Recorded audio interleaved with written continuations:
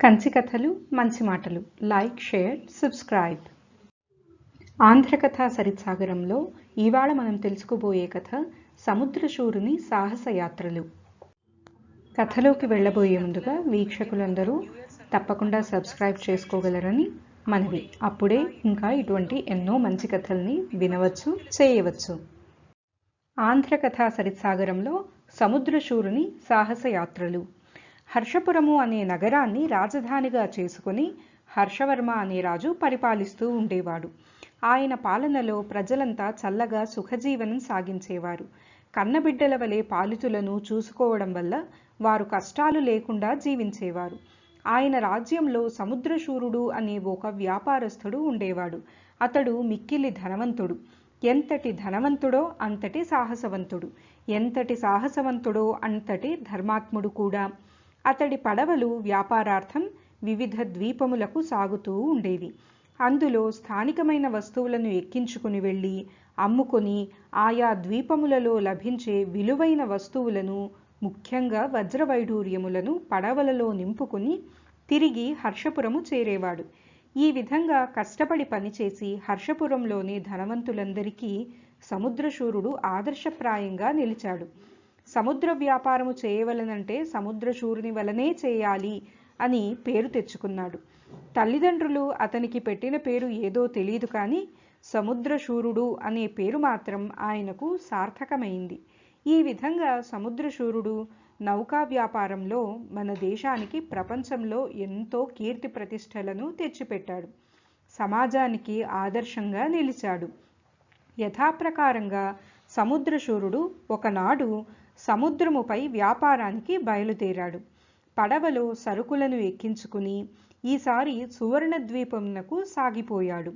ఆయనకు ప్రయాణము అంటే భయం లేదు సరికదా, అదే ఒక ఉల్లాసము, ఒక వ్యసనం కూడా.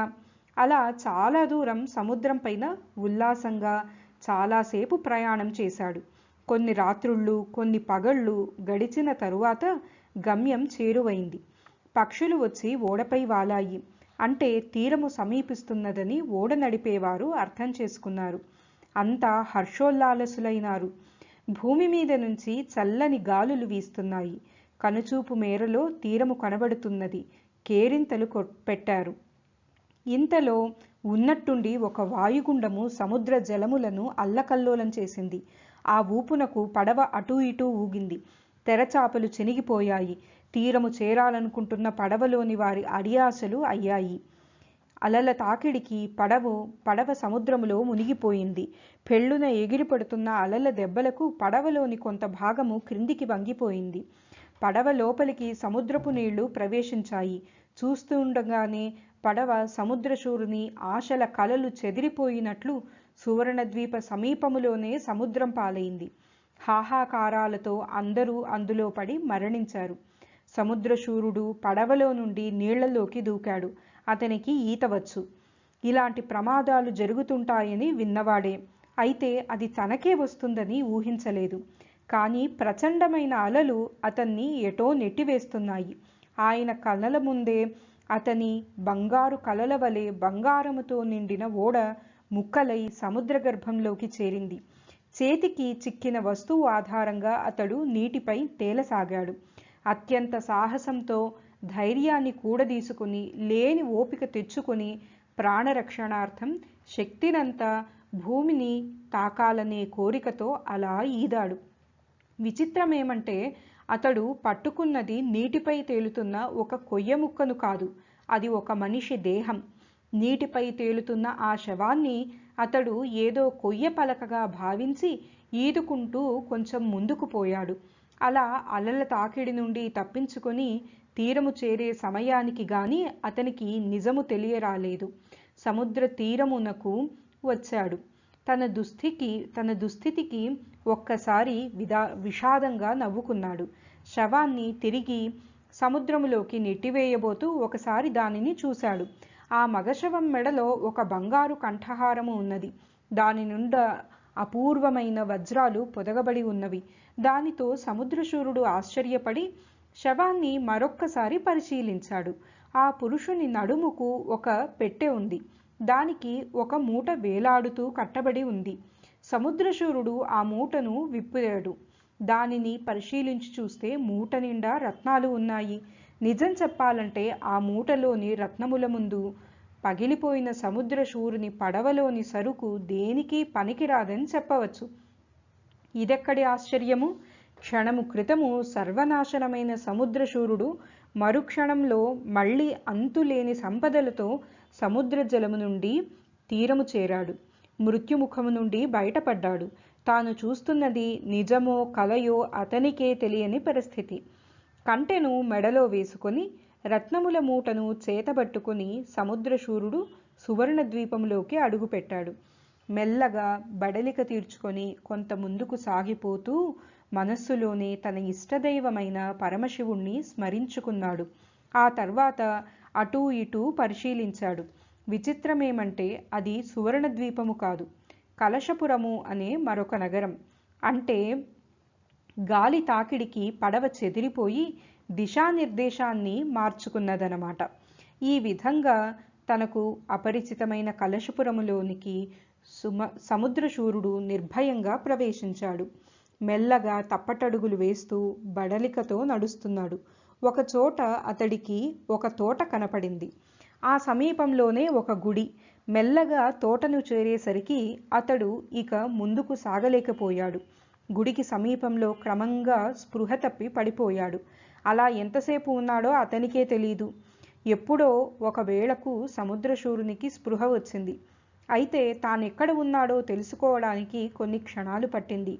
ఈ తోట, దేవాలయము చూసేసరికి జరిగిన సంఘటనలన్నీ లీలగా స్వప్నకథ వలె జ్ఞప్తికి వచ్చాయి. హర్షపురం నుండి బయలుదేరడం, దారిలో సముద్ర తుఫాను, పడవ పగిలిపోవటం, శవమును తెప్పగా చేసుకుని కలశపురము చేరడం అన్నీ గుర్తుకు వచ్చాయి. మెడవైపు చూసుకున్నాడు. అందులో రత్నములు పొదిగిన కంటె ఉంది. మెల్లగా లేచి కూర్చోవాలని ప్రయత్నించాడు. కానీ లేవలేకపోయాడు. కారణం, అతని కాళ్ళు చేతులు కట్టివేయబడి ఉన్నాయి. సముద్రశూరుడు చుట్టూ చూశాడు. దూరంగా రక్షక భటులు నిలబడి ఉన్నారు. వారి చేతులలో ఆయుధాలు ఉన్నాయి. ఓరి, నీవెవరు? ఈ కంటెను ఎక్కడ దొంగిలించావు అని ప్రశ్నించారు సైనికులు. సముద్రశూరుడు నివ్వెరపోయాడు. కంటె ఏమిటి, దొంగిలించడం ఏమిటి అని వణికిపోతూ ప్రశ్నించాడు సముద్రశూరుడు. ఆ వణుకు భయం వల్ల కూడా కావచ్చు, సముద్రంలో తడిసిపోవడం వల్ల కూడా కావచ్చు. నీ నంగనాచి మాటలు మా దగ్గర కాదు. ఇది మా మహారాజపుత్రుడు చక్రసేన యొక్క కంఠాభరణము. నిజానిజములన్నీ ప్రభువు సమక్షంలోనే తెలుస్తాయి, పద అని సముద్రశూరుణ్ణి తమ వెంట తీసుకుని పోయారు. అనుకోని ఈ ఆపదకు సముద్రశూరుడు దిగ్భ్రాంతి చెందాడు. కానీ చేసేదేముంది? భటుల వెంట సముద్రశూరుడు కలశపుర ప్రభువు ఆస్థానమునకు వెళ్ళాడు. అక్కడ భటులు ప్రభువు ముందు సముద్రశూరుణ్ణి నిలబెట్టారు. అతని మెడలోని కంఠహారమును పరిశీలించాడు. అనుమానము లేదు, ఇది చక్రసేన ధరించిన ఆభరణమే. ఓరి, నీవు ఈ నగను ఎప్పుడు దొంగిలించావు అని ప్రశ్నించాడు రాజు. అయ్యా, నేను దొంగదు కాను, హర్షపురమునకు చెందిన వర్తకుడను. వ్యాపారము కొరకు సువర్ణ ద్వీపమునకు పోతూ మార్గమధ్యంలో పడవ పగిలి దారి తప్పి ఈ నగరం చేరాను. అంతేగాని నేను దొంగతనం చేయలేదు అన్నాడు సముద్రశూరుడు. వీడి మాటలు నమ్మకండి ప్రభు. ఇతని సముద్రయాత్ర కథనము ఒక నాటకము. ఇతడు మాకు దేవాలయ సమీప ఉద్యానవనంలో పట్టుబడ్డాడు అని చెప్పారు సైనికులు. కలశపుర ప్రభువు ఆ కంఠాభరణమును వజ్ర పరీక్షలకు ఇచ్చి అది నిజమైనదో కాదో చూడవలసినదిగా కోరాడు. వారు ఆ ఆభరణములను చేతిలోనికి తీసుకొని రత్న పరీక్ష చేస్తున్నారు. ఆ రత్నము యొక్క కాంతులు గగన మార్గము చేరాయి. ఇంతలో ఆకాశంలో ఎగురుతున్న ఒక పెద్ద గద్ద భూమిపైకి చూచింది. ఈ రత్నము ఏదో మాంసఖండమని భ్రమించినట్లుంది. ఒక దూకులో క్రిందికి వచ్చి కాళ్లతో కంఠాభరణమును అందుకొని ఎగిరిపోయింది. భటులు హాహాకారాలు చేశారు. అయితే మేఘముల ఎత్తుకు ఎగిరిన ఆ పక్షి వీరికి దొరుకుతుందా ఏమిటి? దానిని కలశపురం మహారాజు ఇంకా క్రుద్ధుడయ్యాడు. ఈ దుర్మార్గుణ్ణి తీసుకుని పోయి రేపు ఉరితీయండి అని ఆజ్ఞాపించాడు. సముద్రశూరుడు ఎంత మొత్తుకున్నా ఎవరూ వినిపించుకోలేదు. అతనిని తీసుకుని పోయి ఒక గదిలో బంధించారు. అక్కడ అతడు దుఃఖిస్తూ తన ఇష్టదైవమైన పరమశివుణ్ణి వేడుకుంటూ సొమ్మసిల్లి పడిపోయాడు. ఆ రాత్రి కలశపుర ప్రభువుకు ఒక స్వప్నం వచ్చింది. అందులో నిర్గుణమైన రూపంతో పరమశివుడు సందేశమిచ్చాడు. ఓయి రాజా, ఈ సముద్రశూరుడు నా భక్తుడు, నీవు కూడా నా భక్తునివే. కాబట్టి నీ వలన ఒక నిరపరాధి శిక్షింపబడకూడదు. ఇతడు హర్షపురమునకు చెందినవాడు, అక్కడ గొప్ప వర్తకుడు. అతనికి ఈ కంటెను దొంగలించవలసిన అవసరం లేదు, అట్టి దుర్బుద్ధి కూడా లేదు. నిజమునకు జరిగింది ఏమిటి అంటే, ఒక దొంగ దీనిని అపహరించాడు. రక్షక భటులకు భయపడి అతడు సముద్ర తీరమునకు పరిగెత్తాడు. అలలు అతనిని లోపలికి గుంజివేశాయి. ఫలితంగా అతడు దుర్మరణము పాలైనాడు. ఈ లోపల పడవ పగిలిపోయిన తరువాత సముద్రశూరుడు నీళ్లల్లోకి దూకాడు. తెప్పకొయ్య అనుకుని ఈ శవమును ఆధారంగా చేసుకుని ఒడ్డుకు చేరాడు. తీరా చూస్తే ఆ దొంగ వద్ద ఈ కంటె ఉన్నది. ఈ విధంగా ఆ ఆభరణములు సముద్రశూరుణ్ణి చేరాయి. బడలికతో సముద్రశూరుడు దేవాలయం వద్ద సొమ్మసిల్లి పడిపోయాడు. నిజముగా అతడే దొంగ అయి ఉంటే భటులకు కనపడేటట్లు ఆరుబయట కంటెతో నిద్రపోయి ఉంటాడా? కాబట్టి ఓ రాజా, ఈ నిర్దోషిని వదిలిపెట్టడమే కాదు, సన్మానించి పంపు అని పరమశివుడు కలశపుర రాజుకు స్వప్నములో సందేశమిచ్చి అంతర్ధానము అయినారు. మహారాజుకు మెలకువ వచ్చింది. ఇలలో కాకుండా తన ఇష్టదైవము కలలోనైనా సాక్షాత్కరించాడు. అందుకు కారణం ఈ సముద్రశూరుని వృత్తాంతమే కదా. ఈ విధంగా సముద్రశూరుడు తనకు సహాయము చేసినట్లయింది అనుకున్నాడు కలశపుర ప్రభువు. మరునాడు ఉదయం నిండు దర్బారులో మహారాజు సముద్రశూరునికి సన్మానం చేశాడు. రాత్రి తన స్వప్న వృత్తాంతమంతా సభ్యులకు వినిపించాడు. అది విని అంతా సంతోషించారు.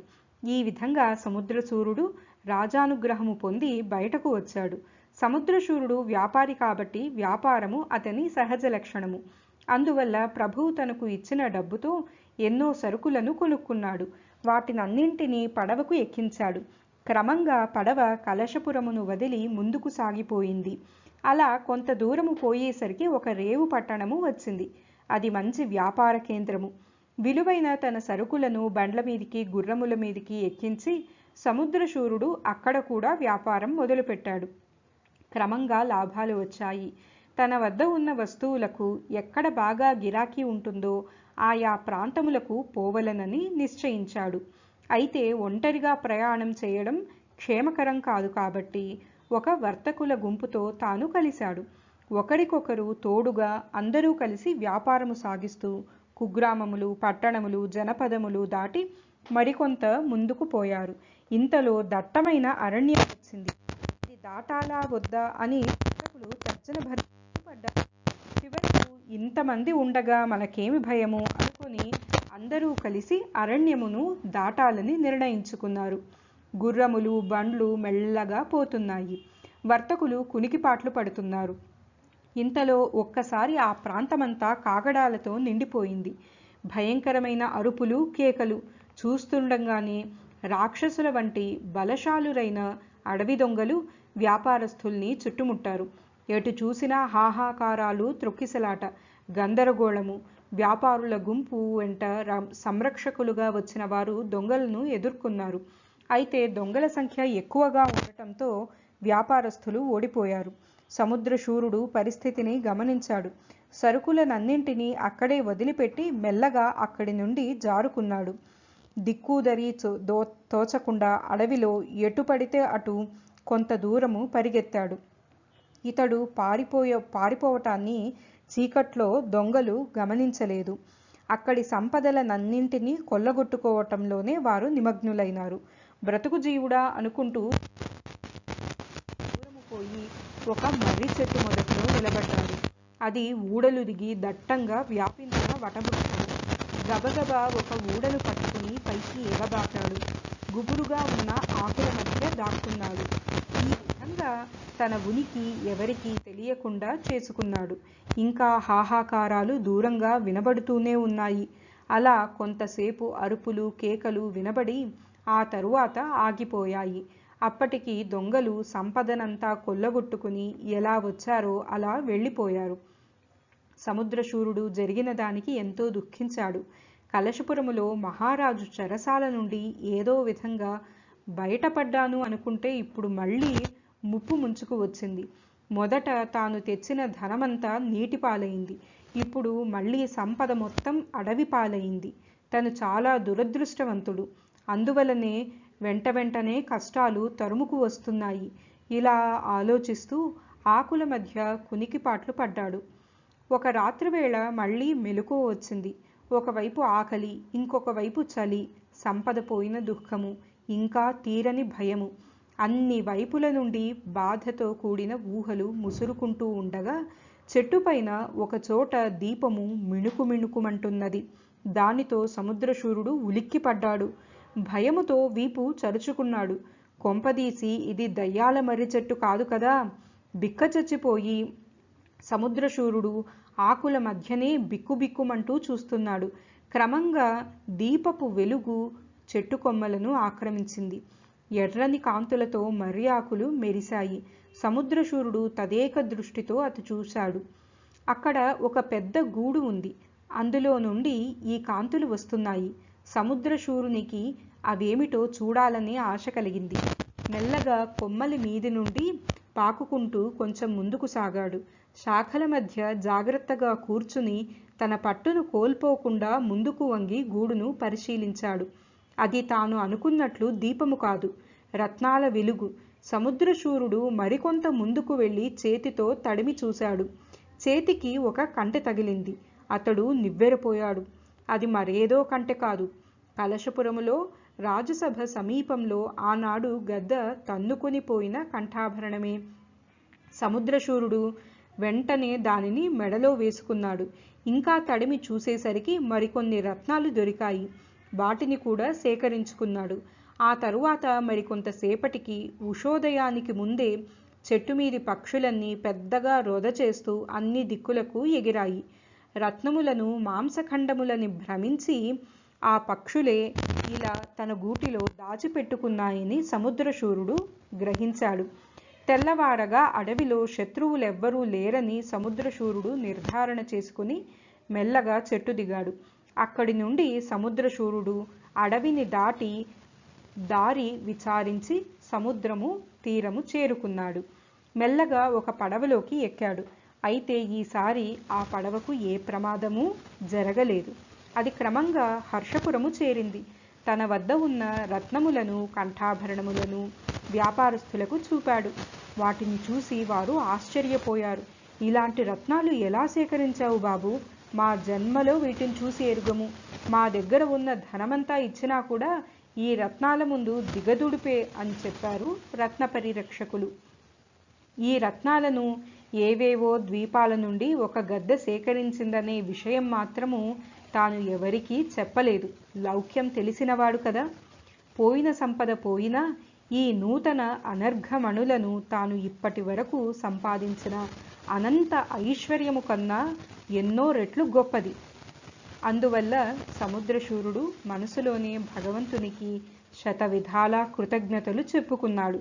ఈ విధంగా సాగరం మీద సముద్రశూరుని సాహసయాత్ర చివరి వరకు మంగళప్రదంగా సాగింది. సాహసంతో సముద్రశూరుడు తన జీవితాన్ని ఎంతో సుఖమయం చేసుకున్నాడు. ఇది సముద్రశూరుని యొక్క కథ. వచ్చే వారం మరి ఇంకొక మంచి కథతో ఆంధ్రకథా సరిత్సాగరంలో కలుసుకుందాం. అంతవరకు కంచి కథలను తప్పకుండా సబ్స్క్రైబ్ చేసుకోండి.